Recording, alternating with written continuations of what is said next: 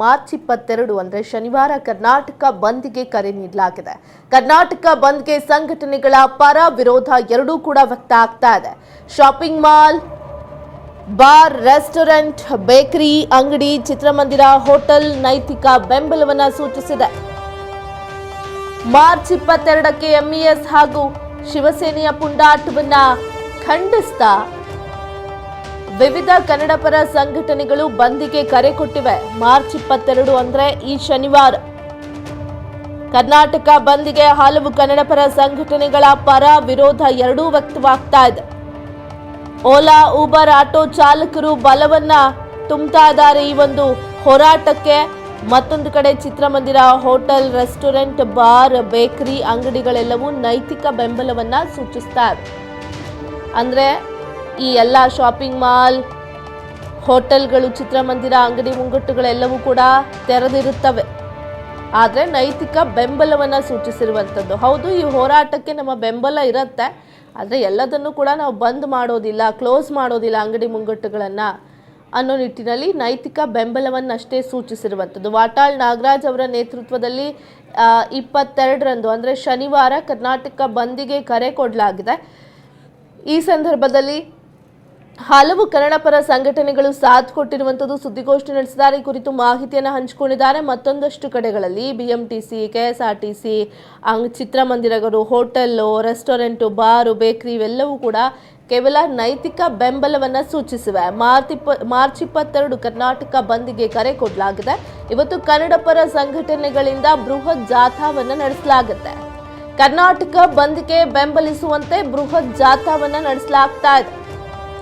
ಬೆಳಗ್ಗೆಯಿಂದ ರಾತ್ರಿವರೆಗೆ ವಾಟಾಳ್ ನಾಗರಾಜ್ ಅವರ ನೇತೃತ್ವದಲ್ಲಿ ಈ ಒಂದು ಜಾಥಾ ನಡೆಯುತ್ತೆ. ವಾಟಾಳ್ ನಾಗರಾಜ್ ನೇತೃತ್ವದಲ್ಲಿ ಬೃಹತ್ ಜಾಥಾವನ್ನ ನಡೆಸಲಾಗ್ತಾ ಇದೆ.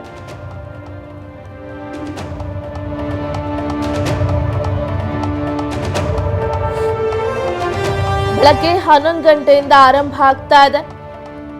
ಮೈಸೂರು ಬ್ಯಾಂಕ್ ವೃತ್ತದಿಂದ ಜಾಥಾ ಆರಂಭ ಆಗಿ ಬಂದ್ಗೆ ಬೆಂಬಲಿಸುವಂತೆ ಜಾಥಾ ಮೂಲಕ ಮನವಿ ಮಾಡಿಕೊಳ್ತಾರೆ. ಬೆಂಗಳೂರಿನ ಪ್ರಮುಖ ರಸ್ತೆಗಳಲ್ಲಿ ಬೃಹತ್ ಜಾಥಾ ನಡೆಸಲಾಗುತ್ತೆ. Hotel, lodge, mall, theatre, restaurant ಅಂಗಡಿ ಮಾಲೀಕರಿಗೆ ಮನವಿಯನ್ನ ಸಲ್ಲಿಸ್ತಾರೆ ಇವತ್ತು ವಾಟಾಳ್ ನಾಗರಾಜ್ ಅವರ ನೇತೃತ್ವದವರು. ಏನಪ್ಪಾ ಅಂದ್ರೆ ಪ್ರತಿ ಬಾರಿಯೂ ಕೂಡ ಎಂಇಎಸ್ ಪುಂಡಾಟಿಕೆಯನ್ನ ಮೆರೆದಂತ ಸಂದರ್ಭದಲ್ಲಿ ಬಂದ್ ಮಾಡುವಂತ ಸರ್ವೇ ಸಾಮಾನ್ಯ ಆಗಿದೆ. ಯಾವುದೇ ರೀತಿಯಾಗಿ ಕ್ರಮ ಆಗ್ತಿಲ್ಲ. ಈ ಬಾರಿ ಎಫೆಕ್ಟಿವ್ ಆಗಿ ಮಾಡಲೇಬೇಕು ಅಂತ ಬಂದ್ಗೆ ಬೆಂಬಲಿಸಿ ಅಂತ ಬೆಂಗಳೂರಿನ ಪ್ರಮುಖ ರಸ್ತೆಗಳಲ್ಲಿ ಬೃಹತ್ ಜಾಥಾ ನಡೆಸೋದಕ್ಕೆ ತಯಾರಿ ನಡೆಸ್ತಾ ಇರುವಂಥದ್ದು. ಬೆಳಗ್ಗೆ 11 ಗಂಟೆಯಿಂದ ಆರಂಭ ಆಗ್ತಾ ಇದೆ ಈ ಒಂದು ಜಾಥಾ.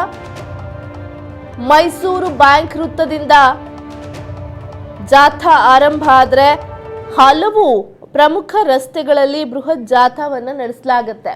ಪ್ರತಿ ಬಾರಿ ಈ ಎಂಇಎಸ್ ಪುಂಡಾಟವನ್ನು ನಡೆಸ್ತಾ ಇರುವಂಥದ್ದು ಕೇವಲ ಈ ಕನ್ನಡಪರ ಸಂಘಟನೆಗಳಿಗೆ ಅಷ್ಟೇ ತೊಂದರೆ ಆಗ್ತಾ ಇಲ್ಲ. ಫಸ್ಟ್ ಆಫ್ ಆಲ್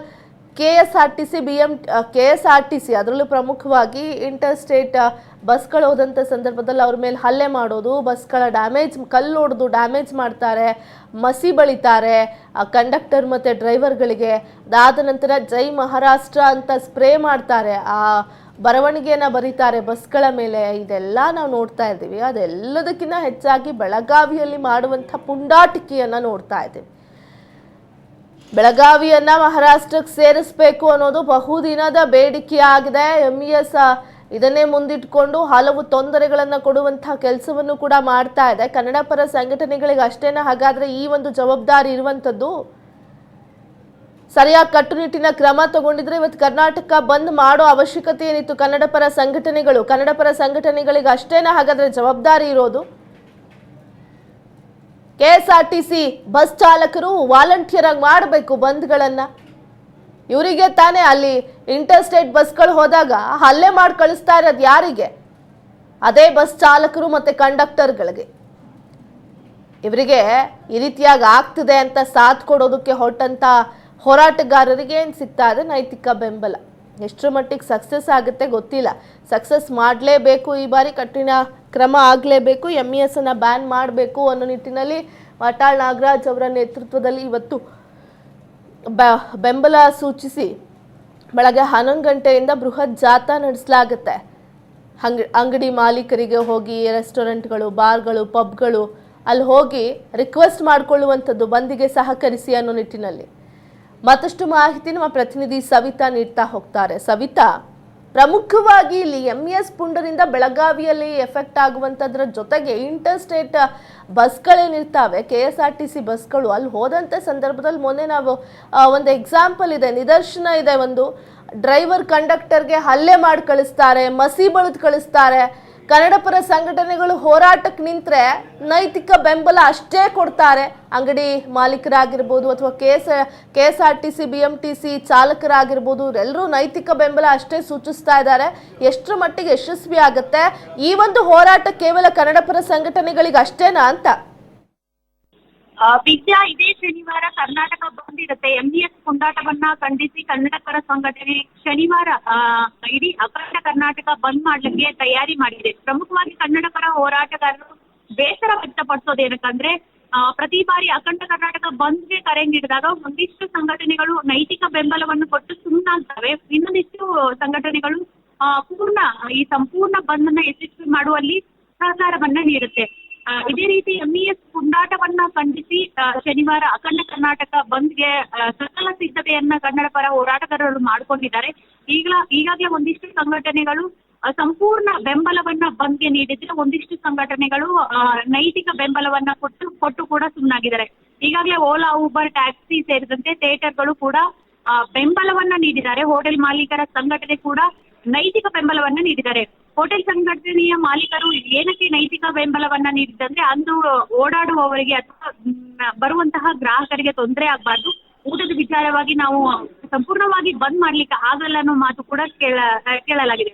ಇನ್ನೊಂದು, ಈ ಒಂದು ಬಂದ್ಗೆ ಪ್ರಮುಖವಾಗಿ ಕನ್ನಡ ಪರ ಸಂಘಟನೆಯವರು ಏನ್ ರೀಸನ್ ಕೊಡ್ತಾರಂದ್ರೆ, ಈಗಾಗಲೇ ಕನ್ನಡಿಗರ ಮೇಲೆ ಆಗ್ತಿರುವಂತಹ ಹಲ್ಲೆಗಳು, ಅದರಲ್ಲೂ ಬೆಳಗಾವಿ ಮತ್ತೆ ಮಹಾರಾಷ್ಟ್ರಕ್ಕೆ ಹೋಗ್ಬೇಕಾದ್ರೆ KSRTC ಬಸ್ ಹೋಗ್ಬೇಕಾದ್ರೆ ಅಲ್ಲಿ ಕಂಡಕ್ಟರ್ ಜೀವ ಭಯದಿಂದ ಹೋಗ್ತಾರೆ. ಯಾವಾಗ ಅಟ್ಯಾಕ್ ಆಗುತ್ತೆ ಜೊತೆಗೆ ಹಲ್ಲೆ ಮಾಡಿ ಮಸೀದ್ ಬಳಿದು ಕಳಿಸ್ತಾರಂತ. ಈ ಹಿಂದೆ ಕೂಡ KSRTC ಬಸ್ ಮಸೀದ್ ಬಳಿದು ಜೊತೆಗೆ ಜೈ ಮಹಾರಾಷ್ಟ್ರ ಅನ್ನೋ ಮುಖಾಂತರವಾಗಿ ವಿಡಿಯೋ ಮಾಡಿ ವೈರಲ್ ಮಾಡಿದ್ರು.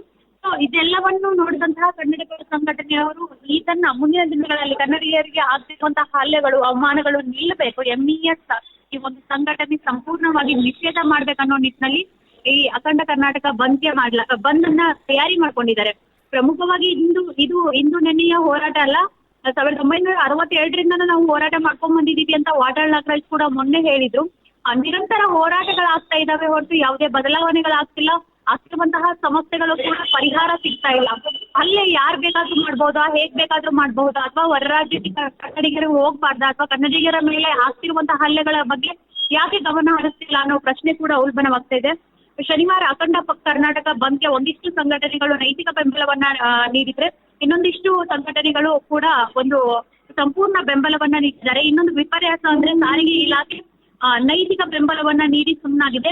ರಾಜ್ಯದಲ್ಲಿ ಯಥಾವತ್ತಾಗಿ KSRTC ಸೇರಿದಂತೆ BMTC 4 ನಿಗಮದ ಬಸ್ಗಳ ಸಂಚಾರ ಇರುತ್ತೆ ಅಂತ ಈಗಾಗಲೇ KSRTC ಕೂಡ ಒಂದು ಸ್ಪಷ್ಟನೆಯನ್ನ ನೀಡಿದೆ. ಒಟ್ಟಾರೆ ಶನಿವಾರ ಬಂದ್ಗೆ ಒಂದಿಷ್ಟು ಸಂಘಟನೆಗಳು ಪೂರ್ವ ತಯಾರಿಯನ್ನ ಮಾಡ್ಕೊಂಡಿದ್ದಾವೆ. ಸಂಪೂರ್ಣವಾಗಿ ಕ್ಲೋಸ್ ಮಾಡೋಣ, ಏನು ಓಪನ್ ಮಾಡೋದು ಬೇಡ, ರಸ್ತೆಗೆ ಯಾರನ್ನು ಇಳಿಸೋದು ಬೇಡ ಅಂತ ಒಂದಿಷ್ಟು ತಯಾರಿ ನಡೆದ್ರೆ, ಇನ್ನೊಂದಿಷ್ಟು ಜನರು ಏನು ದಿನನಿತ್ಯದ ವಸ್ತುಗಳ ಜೊತೆಗೆ ಸಮಸ್ಯೆ ಆಗ್ಬಾರ್ದು, ಔಷಧಿ, ಚಿಕಿತ್ಸೆ ಅಂತಹ ಒಂದಿಷ್ಟು ತುರ್ತು ವ್ಯವಸ್ಥೆಗಳನ್ನ ನಾವು ಒದಗಿಸ್ತೀವಿ, ಬಂದ್ಗೆ ನೈತಿಕ ಬೆಂಬಲವನ್ನ ಮಾತ್ರ ನೀಡ್ತಾ ಇದ್ದೀವಿ ಅನ್ನೋ ಮಾತು ಕೂಡ ಕೇಳಿ ಬರ್ತಾ ಇದ್ದಾವೆ. ಒಟ್ಟಾರೆ ಶನಿವಾರ ಅಖಂಡ ಕರ್ನಾಟಕ ಬಂದ್ಗೆ ಈ ಕನ್ನಡ ಪರ ಸಂಘಟನೆಗಳು ಪೂರ್ವ ತಯಾರಿಯನ್ನ ಮಾಡ್ಕೊಂಡಿದ್ದಾವಂತ ಹೇಳ್ಬೋದು ವಿದ್ಯಾ.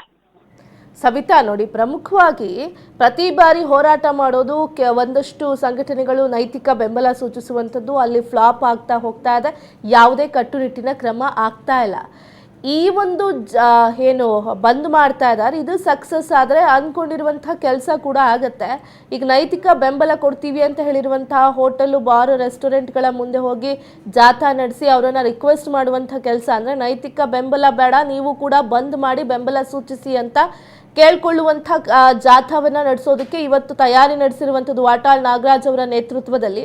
ಇದೆಷ್ಟರ ಮಟ್ಟಿಗೆ ಯಶಸ್ವಿ ಆಗುತ್ತೆ? ನೈತಿಕ ಬೆಂಬಲ ಇರುವಂಥದ್ದು ಆಯಿತು ನಾವು ಕೂಡ ಬಂದ್ ಮಾಡ್ತೀವಿ ಅನ್ನೋ ಲೆವೆಲಿಗೆ ಬರ್ತಾರಾ ಅಂತ? ದಿವ್ಯಾ, ಪ್ರತಿಯೊಂದು ಹೋರಾಟ ಸಂಪೂರ್ಣವಾಗಿ ಯಶಸ್ಸಾದ್ರೆ ಮತ್ತೊಂದು ಹೋರಾಟಗಾರರು ತಯಾರಿ ಮಾಡುವಂತಹ ಅವಶ್ಯಕತೆ ಇರಲ್ಲ. ಪ್ರತಿ ಬಾರಿನೂ ಹೋರಾಟ ಮಾಡ್ತಾರೆ. ಅದರಲ್ಲಿ ಅರ್ಧಂಬರ್ಧ ಒಂದಿಷ್ಟು ಸಂಘಟನೆಗಳು ಭಾಗಶಃ ಅಂತ ಹೇಳ್ಬೋದು ಸಪೋರ್ಟ್ ಮಾಡಿದ್ರೆ, ಇನ್ನು ಒಂದಿಷ್ಟು ಸೈಲೆಂಟ್ ಆಗಿದ್ಬಿಡ್ತಾರೆ. ಪ್ರಮುಖವಾಗಿ ಆಸ್ಪತ್ರೆ, ಮೆಡಿಕಲ್ ಏನ್ ಎಮರ್ಜೆನ್ಸಿ ಇರುತ್ತೆ ಅದನ್ನ ಹೊರತುಪಡಿಸಿ ಎಲ್ಲವೂ ಸಂಪೂರ್ಣವಾಗಿ ಅಖಂಡ ಕರ್ನಾಟಕ ಬಂದ್ ಆದ್ರೆ ಸರ್ಕಾರ ಕೂಡ ಎಚ್ಚೆತ್ಕೊಳ್ಳುತ್ತೆ. ಇದ್ರ ಬಿಸಿ ಯಾರಿಗೆ ಕಟ್ಟಬೇಕು ಅದನ್ನು ಕೂಡ ಕಟ್ಟುತ್ತೆ. ಈಗಾಗಲೇ ಹೋರಾಟಗಾರರು ಕೂಡ ತಯಾರಿಯನ್ನ ಮಾಡ್ಕೊಂಡಿದ್ದಾರೆ. ಈಗ ನಾವು ಹಿಂಗ್ ಬಂದ್ ಮಾಡ್ತಿದೀವಿ, ಯಾರ್ಯಾರು ಸಪೋರ್ಟ್ ಇದೆ ಅಂತ ಹೇಳಿದಾಗ ನೈತಿಕ ಬೆಂಬಲ ಮತ್ತೆ ಸಂಪೂರ್ಣ ಬೆಂಬಲವನ್ನ ತಾಳೆ ಹಾಕಿದಾಗ ಯಾರೆಲ್ಲ ನೈತಿಕ ಬೆಂಬಲವನ್ನ ನೀಡ್ತಾ ಇದ್ದಾರೆ, ಸೊ ಅವ್ರು ಬಂದ್ ಮಾಡಿದ್ರೆ ಎಷ್ಟು ಸಪೋರ್ಟ್ ಸಿಗುತ್ತೆ. ಅದರಲ್ಲೂ KSRTC ಆಯ್ತು, BMTC ಸಾರಿಗೆ ಇಲಾಖೆಯಿಂದ ಸಪೋರ್ಟ್ ಇದೆ. ಈ ಒಂದು ಏನ್ ಬಂದಿದೆ ಸಂಪೂರ್ಣವಾಗಿ ಯಶಸ್ವಿಯಾಗಿ ಮಾಡಬಹುದು. ಜೊತೆಗೆ ಬಾರ್ ಅಂಡ್ ರೆಸ್ಟೋರೆಂಟ್, ಹೋಟೆಲ್ಗಳು ಸಪೋರ್ಟ್ ಮಾಡಬೇಕು. ಅಂದ್ರೆ ಬಾರ್ನ ಅವಶ್ಯಕತೆ ಇಲ್ಲ, ಕರ್ನಾಟಕಕ್ಕಾಗಿ ಕನ್ನಡಿಗರಿಗಾಗಿ ಮಾಡ್ತಿರುವಂತಹ ಹೋರಾಟಕ್ಕೆ ಬಾರ್ ಅಂಡ್ ರೆಸ್ಟೋರೆಂಟ್ಗಳು ಸಪೋರ್ಟ್ ಮಾಡಿದ್ರೆ ಈ ಒಂದು ಬಂದೇನಿದೆ ಯಶಸ್ಸಾಗುತ್ತೆ ಅನ್ನೋ ನಿಟ್ಟಿನಲ್ಲಿ ಹೋರಾಟಗಾರರು ನೈತಿಕ ಬೆಂಬಲಕ್ಕೆ ಯಾರೆಲ್ಲ ಸೂಚನೆ ಕೊಟ್ಟಿದ್ದಾರೆ ಅವರ ಮನವೊಲಿಸುವಂತಹ ಪ್ರಯತ್ನಗಳನ್ನ ಕೂಡ ಮಾಡ್ತಾ ಇದ್ದಾರೆ. ಇನ್ನೇನು ಶನಿವಾರ ಆಗ್ತಿರುವಂತಹ ಬಂದ್ಗೆ ಸಂಪೂರ್ಣ ಬೆಂಬಲವನ್ನ ಗಿಟ್ಟಿಸಿಕೊಳ್ಳುವ ನಿಟ್ಟಿನಲ್ಲಿ ಇನ್ನಿತ ಕಸರತ್ತನ್ನು ಕೂಡ ಮಾಡ್ತಾ ಇದ್ದಾರೆ. ಒಟ್ಟಾರೆ ಶನಿವಾರ ಅಖಂಡ ಕರ್ನಾಟಕ ಬಂದ್ ಮಾಡಲು ಈ ಒಂದು ಹೋರಾಟಗಾರರು ಪರತೊಟ್ಟು ನಿಂತಿದ್ದಾರೆ ಅಂತಾನೆ ಹೇಳ್ಬೋದು. ವಿದ್ಯಾ, ಓಕೆ, ಧನ್ಯವಾದಗಳು ಸವಿತಾ ತಮ್ಮೆಲ್ಲ ಡೀಟೇಲ್ಸ್ಗೆ.